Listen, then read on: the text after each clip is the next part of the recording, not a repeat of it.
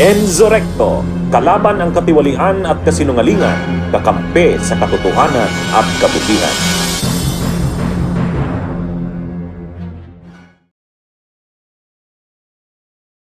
Mga kabunyog, mga kababayan, magandang araw sa inyong lahat. Welcome po sa isa na namang talakayan natin dito po sa Attorney Enzo Bunyo. Mga kabunyog, mga kababayan, pag-usapan natin tong siya nga pala, napapanood rin tayo sa Facebook or sa Meta sa Informador.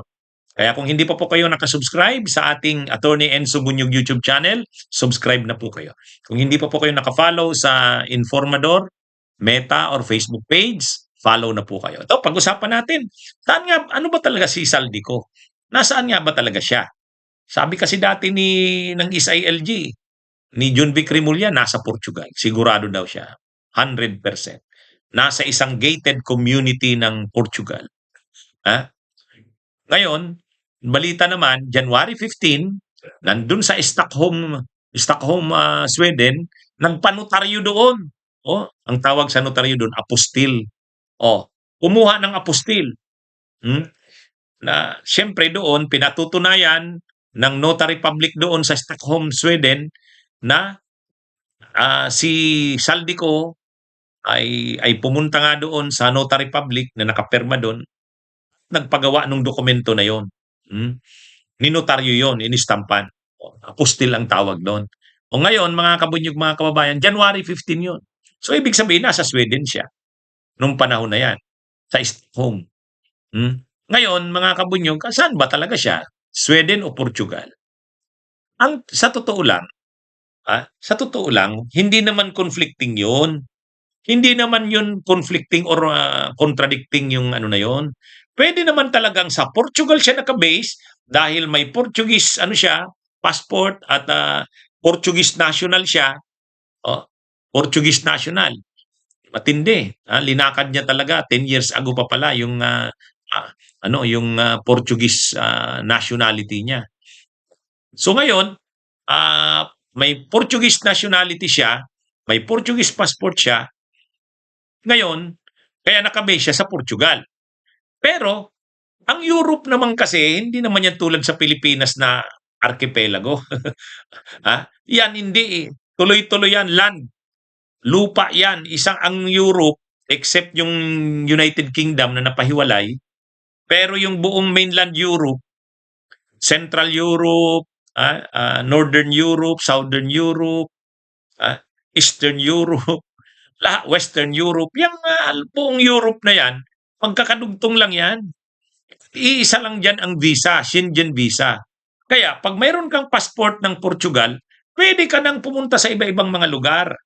At saka bawat tawid mo ng bansa sa Europe, wala namang border checkpoint.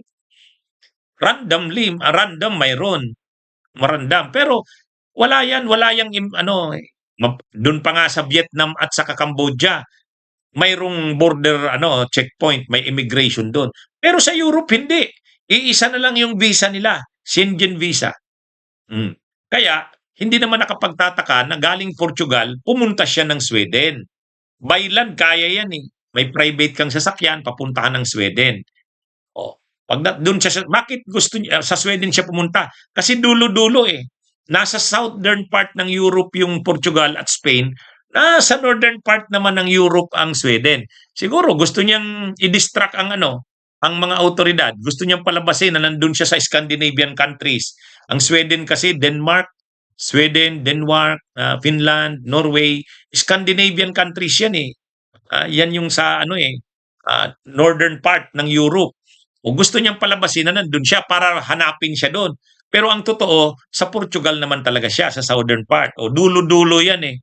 Pero pwede ka naman talagang pumunta ng Stockholm sa Sweden, doon ka kukuha ng apostil, yung panotaryo. Balik na naman siya ng Portugal. Hindi naman kailangan ng doon. Hindi niya naman kailangan mag-eroplano doon kasi madidetect siya. Hindi niya rin kailangan mag-train. Kasi baka may makakilala sa kanyang Filipino. Private yan, private na sasakyan yan.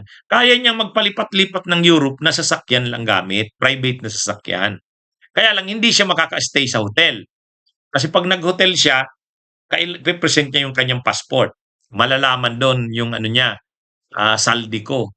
Pero ano na ngayon, mukhang napipiko na rin si John Vic Rimulya. Pupunta na si John Vic Rimulya ng pupunta na ng Sweden, Portugal ngayon sa Europe. Ano na siya, babiyahin na siya. Makikipag-coordinate na daw siya sa Interpol doon sa Europe. Co-coordinate siya sa Swedish authorities, sa Portuguese authorities para asikasuhin na makabalik na nga sa Pilipinas itong si Saldico. Kaya liliit na rin ang mundo ni Saldico. Mukhang lalakarin na makancel na rin yung kanyang passport, Portuguese passport. Ha? Kasi nagagamit yun ni okay, na-cancel yung Philippine passport niya, pero nagagamit naman yung Portuguese passport niya. Kaya ito mga kabunyog mga lalakarin na daw ni Junvic Rimulya. Pupunta na siya yata, basta sabi ngayon o bukas. In-interview siya, napanood ko Pupunta siya ng Sweden at Portugal. Kikipag-coordinate na daw siya doon sa mga authorities ng bansang yon at saka sa Interpol ng Europe. Kaya rin talaga, ay kailangan niya nang gawin yun kasi parang nakaka-insulto na yun sa gobyerno ng Pilipinas. Parang pinaglalaruan lang ni Saldico Kaya dapat talaga, na yan, mapabalik na sa Pilipinas si Saldico. Pero tungkol dun sa tanong, nasa Sweden niya ba siya o Portugal? Hindi naman yan, kasi ang Europe, palipat, kaya mong magtawid-tawid ng mga bansa. Saka ang distansya ng isang bansa, lang, 2 hours, 3 hours, nasa katabi ka na naman ng bansa. Maliit lang naman ang mga bansa sa Europe Kaya, yan? Yan yung Anyway, mga kabunyog, mga kabayan, abangan natin. Dapat magtagumpay dyan si Junvic Rimulya sa lakad niya na yan. Kasi napapahiya na siya dyan. Napapahiya na siya dyan. Bunyog, bunyog, halikan na kasama ka. Bunyog, kapag buklod ay may pag-asa. Luzon, Visayas, Mindanao, isa ang pananaw. Sa bagong Pilipinas ang bunyog isisigaw. Bunyog.